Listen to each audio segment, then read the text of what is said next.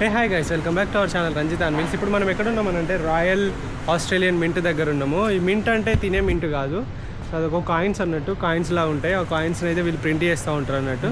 So వాటి గురించి చూద్దామని ఫస్ట్ టైం వస్తున్నా. రాయల్ ఆస్ట్రేలియన్ మింట్ ఇది. Winner of the Australian tourism award 2023 gold. ఇవన్నీ రాయల్ ఆస్ట్రేలియన్ మింట్స్ అన్నట్టు. అసలు ఇవేంటి? ఓ షీట్, ఓ చూడండి, $1 కాయిన్స్. $1 కాయిన్స్ ఇవన్నీ. అంటే 55 రూపాయలా, 56 రూపాయలా? సూపర్ ఉన్నాయి అసలు ఇక్కడ. ఇదే అన్నట్టు. సరే ఎట్లా ప్రింట్ చేస్తారు, మనం కస్టమైజ్ ప్రింట్ అవన్నీ కూడా చూసుకోవచ్చు. పోదాం పదండి. సో మనం ఇక్కడ చూసుకుంటే మింట్ కాయిన్స్ ఇవి. 19 years ఆఫ్ ద ABC 20 అన్సర్క్యులేటెడ్ 2022. ఏ నుండి ఇట్లా మొత్తం ఒక్కొక్క కాయిన్ అని చెప్పేసి మొత్తం ఇట్లున్నాయి అన్నట్టు. సో ఒక్కొక్క కాయిన్కి ఒక్కొక్క స్టోరీ, అట్లా కామన్వెల్త్ అని చెప్పేసి, హెరిటేజ్ అని చెప్పేసి. సో ఇట్లా కంగారు సెట్, సన్సెట్ అంట, సన్సెట్లో కంగారు ఎట్లుంటుంది, గోల్డ్ ప్రూఫ్ అట్లా అని చెప్పేసి ఒక్కొక్క మింట్ ఒక్కొక్క కాయిన్ అనేది ఉన్నది. సో దీన్ని బట్టి మనం తీసుకోవచ్చు ఏ నుండి జెడ్ వరకు. ఇంకా ఇగో ఆర్ అంటే నా పేరు మీద ఉన్నది, రేగ్ మొంబాస్ kangaroo. So this was the winning student design out. ఇగో మన ఇక మన ఆటానా, పావుల, రూపాయి, షారానా, బారానా లేదనుకోండి. 5 పైసలు, 10 పైసలు, 1 పైసా, 2 పైసలు ఇట్లా ఉండే కదా మనది, అట్లా అన్నట్టు. సో ఇట్లా కొన్ని 7 years అవి ఇవన్నీ ఉన్నాయి. అండ్ ఇక్కడ మనం మింట్ యువర్ ఓన్ కాయిన్ అని కూడా చెప్పిండు. ఇక్కడ మనం కాయిన్ వేస్తే మనకు ఇగో ఒకటి కాయిన్ వచ్చింది. సో ఈ పాపది ఇది. ఇట్లా కాయిన్ తీసుకున్న పాప. ఇట్లా 20 cents కలెక్షన్ కాయిన్స్. ఇగో ఇక్కడ ఫైండ్ యువర్ డ్రీమ్, మొత్తం అన్ని రకాల సెన్స్ అనేటివి, కాయిన్స్ అనేటివి ఇక్కడ మనం కలెక్ట్ చేసుకోవచ్చు అని చెప్పేసి చెప్తున్నారు వీళ్ళు. సరే పైకి పోదాం. అండ్ ఇక్కడ స్టెప్స్ కూడా మొత్తం ఇగో మింట్ కాయిన్స్ తోటి ఇచ్చి చూడండి. అంటే సరే కాయిన్స్ అన్నీ ఉన్నాయి స్టెప్స్ లోపల. ఒక గ్లాస్ పెట్టి లోపల మొత్తం స్టెప్స్ లోపల మొత్తం కాయిన్స్ అయితే ఇచ్చేసారు. అండ్ ఇగో ఇట్లా మొత్తం కాయిన్స్ తోటి, ఇగో మొత్తం ఇట్లా కాయిన్స్ తోటే పెట్టేసి, ఇదంతా కాయిన్సే. ఓ మొత్తం కాయిన్సే. ఈ కాయిన్స్ కలెక్షన్, ఎవరైతే కాయిన్స్ కలెక్షన్ చేస్తారో వాళ్ళకి ఇది బాగా నచ్చుద్ది అన్నట్టు. సో దానికి సంబంధించింది అన్నట్టు ఇది. ఓ ఇదంతా coins, mint coins. Different coins. ఇక్కడ చూడ ఎన్ని కాయిన్స్ ఉన్నాయో, డిఫరెంట్ కాయిన్స్. మెటల్, ఏ మెటల్ తోటి ఏ కాయిన్స్ తయారు చేస్తారని కూడా ఉన్నది ఇక్కడ.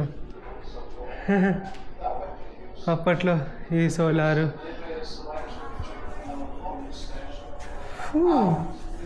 ఇది ఏం కాయిన్? గోల్డ్ కూడా ఉన్నాయి కొన్ని.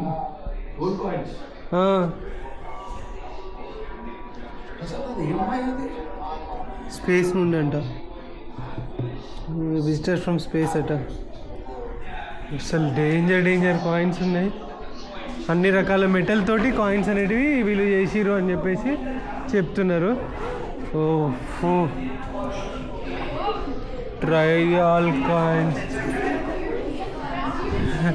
ఎన్ని కాయిన్స్ ఉన్నాయి చూసావా అసలుకి? ఇక్కడైతే ఫుల్ బ్రాంజ్ అనుకుంటా, ఇవి మెటల్. ఇక్కడ కాయిన్స్, మన ఆస్ట్రేలియన్ కాయిన్స్, మన 5 పైసలు 10 పైసలు మనం వాల్యూ ఇస్తలే, కానీ వీళ్ళు మాత్రం వాళ్ళ వాటికి ఎంత వాల్యూ ఇచ్చుకుంటున్నారో. కలర్ కాయిన్స్ భలే ఉన్నాయి అసలు. సో గాయస్ ఇక్కడ చూసుకుంటే మనకు ప్రింటర్ మొత్తం అక్కడ ప్రింట్ చేస్తుంది. సో కాయిన్స్ ప్రింటింగ్ ఇట్లా, కరెన్సీ ప్రింటింగ్ ఇట్లా అంతా ఇక్కడే చేస్తారు అన్నట్టు ఆస్ట్రేలియాది. సో ఇక్కడ కరెన్సీ ప్రింటింగ్ ఇట్లా చేస్తారు కాబట్టి ఇక్కడ మొత్తం ఉన్నది. ఇక్కడ కింద చూసుకుంటే అక్కడ కాయిన్స్ ప్రింట్ చేసి దాని టెస్ట్ ఇట్లా చేస్తున్నారు. ఓ సూపర్ అసలు. ఇది కూడా కాయిన్స్ ప్రింటింగే మిషన్. కరెన్సీ ప్రింటింగ్ ఎక్కడ చేస్తారో తెలియదు, కానీ ఇదంతా డైరెక్ట్ చూసుకోవడానికి అయితే మంచిగా ఇచ్చారు అన్నట్టు. ఇదంతా కూడా వాళ్ళ యొక్క ప్రింటింగ్లో పనిచేసే వాళ్ళు. వీళ్ళు కాయిన్స్ ప్రింటింగ్ కన్నా, వీళ్ళు ప్రింట్ చేసే వాటికన్నా వీళ్ళకి ఆ గంటలో వాళ్ళు ఎంత ప్రింట్ చేస్తారో వాళ్ళకి ఇచ్చే శాలరీస్ ఎక్కువ ఉంటాయి ప్రింట్ చేసే కన్నా కదా. సీరియస్లీ అంతే ఉంటుంది. అండ్ ఇదైతే ప్రింటింగ్ మిషన్స్, ప్రింటర్స్, పెద్ద పెద్ద ప్రింటింగ్ మిషన్స్ అవన్నీ కూడా సర్క్యులేటింగ్ కాయిన్ హాల్ అంట ఇది. ఇట్లుంటుంది అని చెప్పేసి అయితే చూపెడుతున్నారు. టక్కా టక్కా ప్రింట్ అయిపోతూనే ఉంటాయి కావచ్చు మిషన్లో పెడితే. ఇగో ఓషా ఇక్కడ చూడు కింద.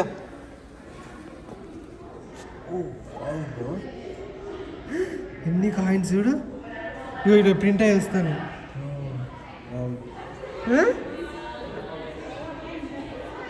ఒక్కసారి మిషన్ స్టార్ట్ చేయరాదు మామ. అవి అక్కడ ప్రింట్ అవుతాను చూడు. మౌల్డ్లో ఏం లేదు ఫ్రెండ్స్, మెటల్ మౌల్డ్లోకి వెళ్తుంది, మౌల్డ్ ప్రింట్ చేస్తుంది అంతే.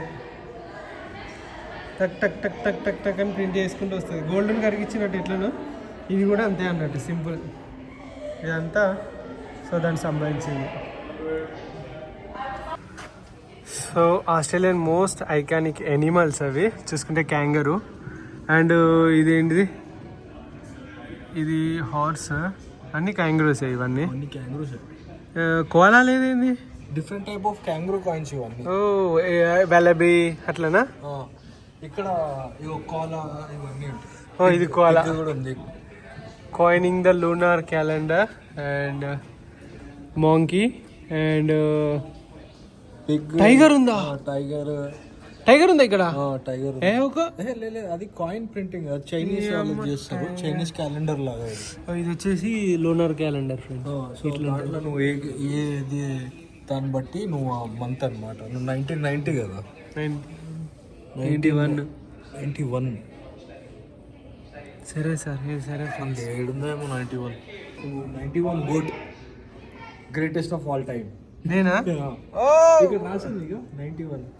ఇది ఇక గోట్లో చూడు, good 1991 greatest of all time. నేను మామూలుగా మన 95. నువ్వా? నేను 95. అయ్యో బిగ్గెస్ట్ ఆఫ్ ఆల్ టైమ్. అన్ని coins. A change of face. మొత్తం ఈ కాయిన్స్ గురించే ఉన్నది దీనిలో. మొత్తం చరిత్ర అంతా వీళ్ళకి ఒక చరిత్రనే పెట్టిరు కాయిన్స్ గురించి. యా బాగుంది ఫ్రెండ్స్, చాలా బాగుంది.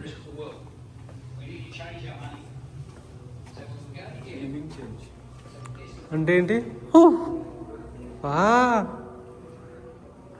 ఇలాంటిది ఒక టీవీ మనం ఇంట్లో పెట్టుకుంటే ఎట్లుంటుంది థియేటర్. మొత్తం చూడాలి ఏంది,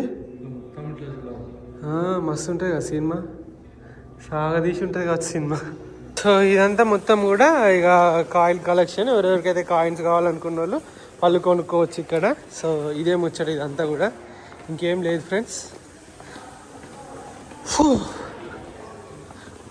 ఇదే ఫ్రెండ్స్, ప్రతి కార్నర్లో ప్రతి ప్లేస్లో ఈ కాయిన్స్ అయితే మొత్తం ప్రింట్ చేసి పెట్టేసి అమ్ముతున్నారు. అండ్ ఇదే latest know what visit map. ఇదంతా కాయిన్స్ ఇక భలే భలే కాయిన్స్ ఉన్నాయి కదా ఇక్కడ. ఈము, అరే ఈము బట్ చూడలే ఇంతవరకు. ఫాక్స్ చూశాను,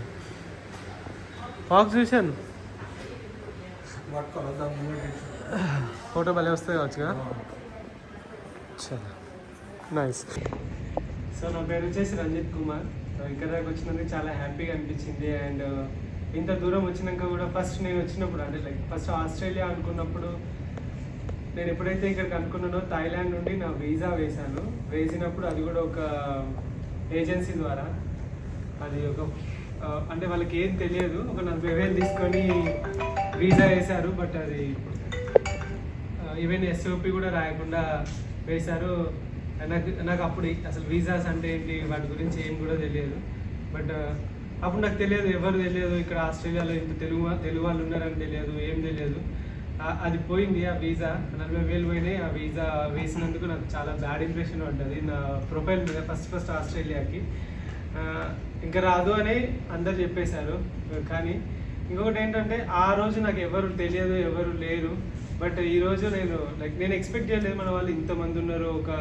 ఒక తెలుగు వాళ్ళందరూ కలిసి ఒక గ్రూప్గా ఏర్పడి అండ్ కొన్ని మంచి కార్యక్రమాలు జరుపుతూ ఉన్నారు. So really happy. మీ అందరినీ కలవడం నాకు చాలా ఆనందంగా ఉంది.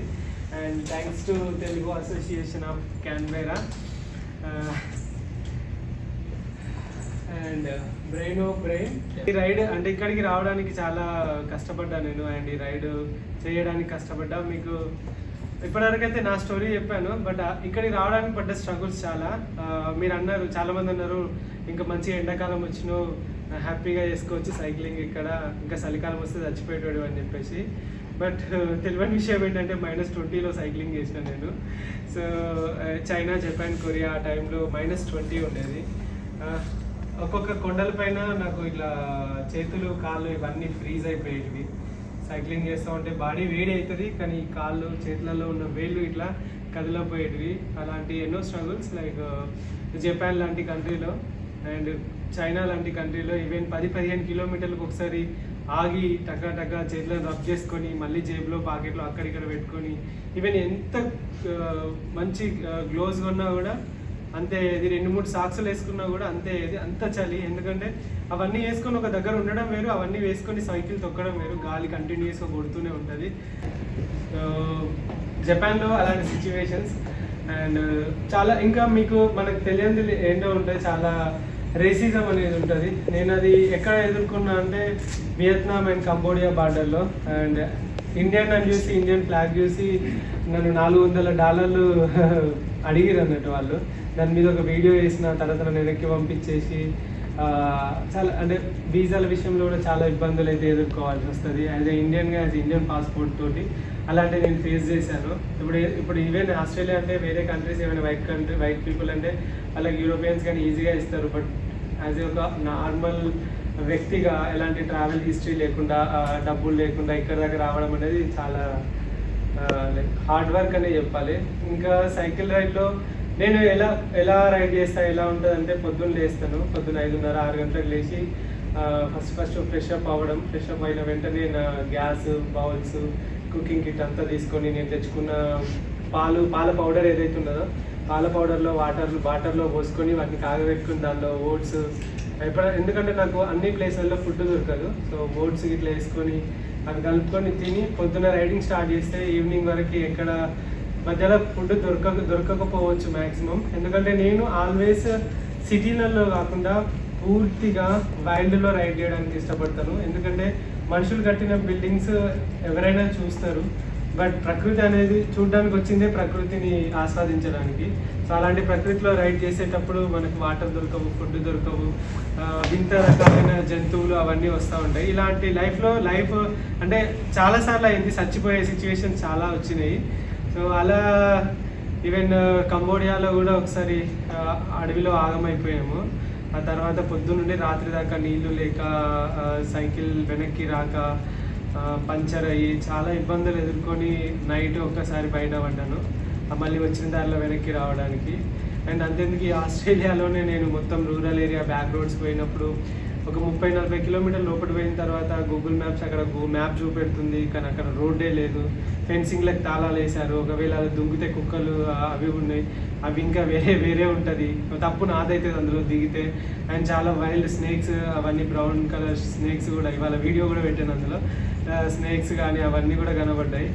అండ్ ఇలాంటి wild days and wild ride ఉంటుంది మొత్తం మ్యాక్సిమం. పొద్దున్నే వండుకోవడం, పొద్దున్న దాకా రైడ్ చేయడం, అండ్ వాటర్ చుక్క నీళ్ళన్నీ దాచుకోవడం, మళ్ళీ రాత్రి కాగానే ఏదో ఒక ప్లేస్లో, అంటే ఒక కార్లోనో ఒక బైక్లోనో వెళ్తే చలో నేను బ్రిస్బేన్ నుండి క్యాన్బెరాకి వస్తాను, లేదా క్యాన్బెరా నుండి సిడ్నీ పోతా, ఈ 50-100 కిలోమీటర్లలో మధ్యలో ఏదైనా సిటీ ఉంటే 10 కిలోమీటర్లు తోలితే అక్కడికి పోవాలని ఉంటుంది. కానీ నేను 10-15 కిలోమీటర్లు తొక్కాలంటే నాకు 1 గంట పడుతుంది.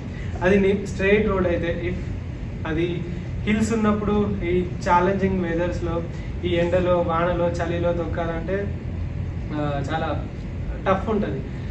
అనుకుంటారు లైక్ ఈ 40,000 కిలోమీటర్లు ఇక్కడి వరకు ఎలా వచ్చావు, చాలామంది డౌట్స్ ఉంటాయి. ఎక్కడ నీకు అనిపించలేదా ఆపేద్దామని చెప్పేసి, రైడ్ స్టార్ట్ చేసినావు, ఎందుకు స్టార్ట్ చేసినావు అని చెప్పేసి చాలామందికి డౌట్స్ వస్తూ ఉంటాయి. బట్ ఒకటి చెప్తాను, సంకల్పం గట్టిదైనప్పుడు, సంకల్పం చాలా స్ట్రాంగ్గా, నీకు విజన్ క్లియర్ ఉన్నప్పుడు, అంటే నువ్వు ఎక్కడికి వెళ్ళాలి, ఏం చేయాలనుకుంటున్నావో అది నీకు తెలిసినప్పుడు ఎట్టి ఫస్ట్లో ఇలాంటివి రావు. ఎందుకంటే మనం ఏం చేస్తున్నామో మనకు తెలిసినప్పుడు ఇంకా సెకండ్ థాట్ అనేది నాకు రాలేదు అట్లా. ఇంకా మంగోలియా, మీ అందరికీ తెలుసు మంగోలియా అనేది కంట్రీ వచ్చేసి నేను వెజ్ తింటాను ఎక్కువగా, అసలు నాన్ వెజ్ అంటే చాలా తక్కువ తింటాను. ఎందుకంటే వెజ్కి సైక్లింగ్ చేసినప్పుడు వెజ్ తినడం వల్ల బాడీ కూల్గా ఉంటుంది. బట్ మంగోలియా లాంటి కంట్రీలో 3 పూటలు మటనే దొరుకుతుంది. హార్స్ మీట్ లేకుంటే గోటు, షీప్ లేకుంటే బీఫ్ దొరుకుతుంది. మనం యాజ్ ఏ ఇండియన్స్గా లైక్ మన కల్చర్లో బీఫ్ అనేది తినము మనము. అలా ఒక 15 రోజులు అట్లా తినకుండా ఎండబెట్టుకొని లాస్ట్కు ఒక 15 కిలోలు ఏమో తగ్గిన ఆ 2-3 నెలల్లో. లాస్ట్కు తప్పలేదు, ఎందుకంటే కొన్ని కంట్రీస్లో అలానే ఉంటాయి. అలాంటి మంగోలియాలో కూడా అట్లా 2 నెలలు మ్యాక్సిమం మీట్ 3 పూటలు ఒక వెజిటేబుల్, ఒక గ్రీన్ కలర్ వెజిటేబుల్ దొరికితే ఆనందంగా అనిపించేది. ఎందుకంటే మంగోలియా మొత్తం ఎడారి, డ్రై వెదరు, అసలు అక్కడ మటన్ తప్ప వేరే తింటే బతకరు. వాళ్ళ చర్మం ఇంత లావు ఉంటుంది, కొవ్వుతో నిండిపోయి ఉంటుంది. అప్పుడే -50 డిగ్రీల టెంపరేచర్ను వాళ్ళు తట్టుకోగలుగుతారు. అలాంటి ఫుడ్ తినుకుంటూ 800 నా most dangerous and favourite country ఏంటంటే మంగోలియా అని చెప్తా. ఎందుకంటే 800 కిలోమీటర్లు ఇంతవరకు దానిపైన ఎవరు వెళ్ళలేదు సైకిల్ పైన. ఆ పాత ఒకటి చూస్ చేసుకొని 800 కిలోమీటర్లు, రోడ్డు ఉండదు, ఫస్ట్ ఎడారి, అండ్ ఫుడ్ ఉండదు, వాటర్ ఉండవు, అండ్ నెట్వర్క్ ఉండదు, వైల్డ్ యానిమల్స్ ఉంటాయి. ఆ రైడ్ చేయాలి, అప్పుడే ఆస్ట్రేలియాలో నేను ఈ డెజర్ట్లో చేయగలుగుతాను అని ఒక థాట్ తోటి ఆ రైడ్ ముందు, అంటే ఆస్ట్రేలియా ముందు దాన్ని నేను చేశాను.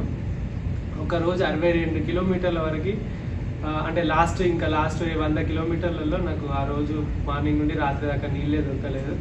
రాత్రి సాయంత్రం ఎప్పుడో 5:30 6 గంటలకు బాగా ఎండ, తర్వాత వాన కొడితే సైకిల్ కవర్ ఉంటుంది నాకు సైకిల్ కప్పుకోవడానికి, ఇదే సైకిల్ కవర్ని ఇట్లా చేసి ఆ పడ్డ నీళ్ళు అందరూ పట్టుకొని తాగి బాటిల్లో నింపుకొని పోయినా. సో ఇలాంటి సిచ్యుయేషన్స్, తిండి దొరకకుండా ఒక్కొక్కసారి అయితే 30 గంటలు తిండి దొరకకుండా తొక్కిన రోజులు ఎన్నో ఉన్నాయి. బట్ అవన్నీ ఆ రోజు చాలా డేంజర్గా అనిపిస్తాయి, కానీ ఇప్పుడు చెప్పుకుంటా అంటే గర్వంగా అనిపిస్తుంది. సో ఈ రైడ్ ఇక్కడ దాకా రావడానికి చాలా స్ట్రగుల్స్, ఇదంతా ఫుడ్, దీనికి మనీ అండ్ ఎవ్రీథింగ్. సో ఇక్కడ దాకా రావడానికి గల కారణం ఏంటంటే ఆ రోజు మా డాడీని నేను చూశాను బెడ్ పైన. సో 10th డే రోజు మా డాడీ బెడ్ పైన ఉన్నాడు. లైక్ అప్పుడు పొద్దున్నే నేను తీసుకెళ్ళిన టాయిలెట్ తీసుకొని వెళ్ళి మళ్ళీ తెచ్చిన, మామూలుగా హెల్తీగానే ఉన్నాడు. కానీ ఆ లాస్ట్ టైంలో ఆ ట్యాబ్లెట్స్, ఆ ఇంజెక్షన్స్, కరోనా వల్ల అక్కడ ఉన్న ఒక 200-300 మంది చనిపోవడం అదంతా చూసినప్పుడు నాకు లైక్ చాలా బాధ అనిపించింది. అవి చాలా అంటాయి కదా, ఒక వ్యక్తిని ఒక దగ్గర చేంజ్ చేస్తాయని. సో అట్లా చాలా చేంజ్ చేసింది నన్ను. అక్కడ పక్కకి జరిగిపోయింది నాది మొత్తం, ఈ నార్మల్ లైఫ్ మొత్తం పక్క పెట్టి జాబు, ఫార్మసిస్ట్గా ఉండేటోని, జాబు అవి ఇవన్నీ కూడా పక్కకు పెట్టేసి ఇంట్లో వాళ్ళకి చెప్తే వాళ్ళు భయపడ్డారు. ఫస్ట్ ఏం మాట్లాడతాను, సైకిల్ పట్టుకొని జస్ట్ నేను ఇదంతా చెప్పలేదు, జస్ట్ కన్యాకుమారి పోతా అని మాత్రమే చెప్పిన. దానికే వాళ్ళు కన్యాకుమారి పోవుడేంది సైకిల్ మీద అని చెప్పేసి. ఆ రోజు స్టార్ట్ అయిన రైడ్ అరౌండ్ 3.5 years 4 years అవుతుంది. ఆ రోజు స్టార్ట్ అయిన రైడ్, ఫస్ట్ రోజు స్టార్ట్ అయిన రైడ్ అంతే ఉత్సాహంగా, అంతే ఎనర్జెటిక్ తోటి ఇక్కడ దాకా వచ్చిన. లైక్ ఒక్కొక్క కంట్రీ ఒక్కొక్క స్టోరీ. కొరియా, ఇప్పటి వరకు వచ్చిన కంట్రీస్ శ్రీలంకలో ఇట్లనే క్యాంప్ వేస్తే రాత్రి 4 ఏనుగులు వచ్చినాయి. అవి చాలా డేంజర్, తొక్కేస్తాయంట. బట్ ఆ రోజు నేనైతే నా ప్రాణాల చేతిలో పట్టుకొని టెంట్లో రాత్రి 2 గంటలకు ఇట్లా వణుక్కుంటూ కూర్చున్నాను పోయేదాకా. అండ్ ఎన్నోసార్లు లైక్ మంగోలియాలో వూల్ఫ్ అవి రావడం, టెంట్ లేపేవారు, కొన్నిసార్లు పాములు పడుకోవడం, వెచ్చగా ఉంటాయి కదా, వెచ్చగుంటే వండుకుంటాయి కదా అవి, పాములు, తేళ్ళు అవన్నీ. లైక్ నాకు నేచర్ చాలా ఇష్టం, నాకు ఎప్పుడు నేచర్ ఎప్పుడు కూడా హాని చేయలేదు. సో ఇలాంటివి ఎక్స్పీరియన్సెస్ చాలా ఉన్నాయి. అట్లా శ్రీలంక తర్వాత వియత్నాం తర్వాత కంబోడియా తర్వాత థాయిలాండ్ తర్వాత మలేషియా తర్వాత సింగపూర్ తర్వాత ఇండోనేషియా. లైక్ వెదర్ చాలా హార్ష్గా ఉండే నేను వెళ్ళినప్పుడు, ఇంతకన్నా దారుణంగా ఉండే నేను అప్పుడు ఉన్నప్పుడు. లైక్ కొన్ని ఐలాండ్స్, లంబోక్ అని చెప్పేసి కొన్ని ఐలాండ్స్ ఉన్నాయి. ఫస్ట్ జకార్తా నుండి నేను బాలి వరకు సైక్లింగ్ చేశాను. అరౌండ్ చాలా హార్ష్ వెదర్. అక్కడ కూడా కొన్ని ప్లేస్లలో మొత్తం అడవులే, ఏం ఫుడ్ ఇట్లా ఉండకపోయేది. మలేషియాలో అయితే ఒకరోజు పొద్దున్నే స్టార్ట్ అయినా, అది elephant and tiger reserve zone అంట.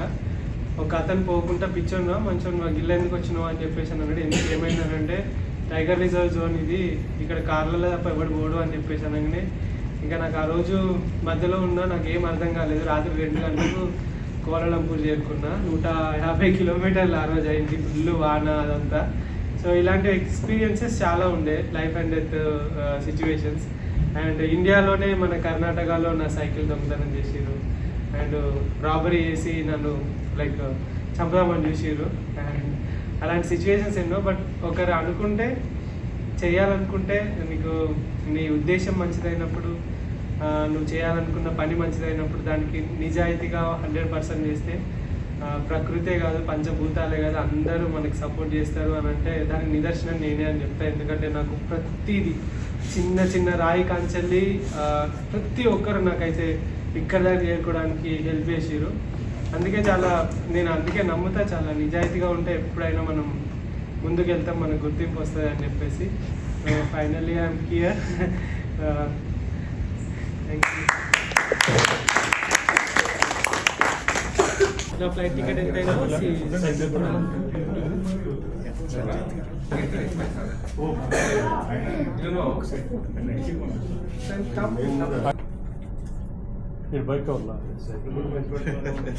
కుమార్ చెప్పేసి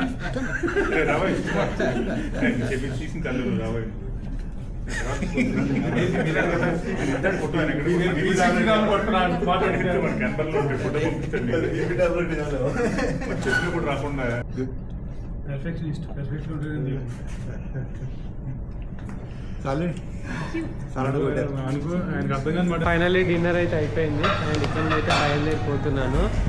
and thanks to our Telugu people, really చాలా హెల్ప్ చేశారు. అండ్ ఇంకా చాలామంది అయితే మిస్ అయ్యారు. అండ్ థ్యాంక్ యూ అన్న, thank you bro, thank you. How was the food? Everything was It's good. Everything Thank is you very good. much. Thank you very much, Bhaiya. No worries, then. Thank you. Good luck with your journey. Thank you. And wish for you the best. Thank you. Enjoy your ride. Thank you భయ్యా. So చాలామంది అయితే కలిశారు and మీటప్లో. And మంచిగా అనిపించింది నా story అంతా కూడా వాళ్ళతో షేర్ చేసుకున్నా. అండ్ ఫైనాన్షియల్ కూడా కొంచెం సపోర్ట్ చేశారు. సో రియల్లీ చాలా హ్యాపీ. అండ్ ఇప్పుడైతే డిన్నర్కి వచ్చాను, ఇంకా తినేసి ఇక్కడ నుండి బయలుదేరడమే. మన వాళ్ళు ఎక్కడున్నా ఈ సపోర్ట్ చాలా హ్యాపీ.